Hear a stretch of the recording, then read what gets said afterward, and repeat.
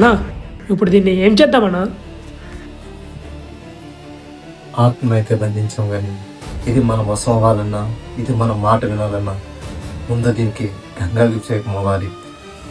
గంగాభిషేకం అయిన తర్వాత గంగలో ఈ తోడు విప్పితే అప్పుడు ఆ ఆత్మ మన మాట వింటుంది. అలా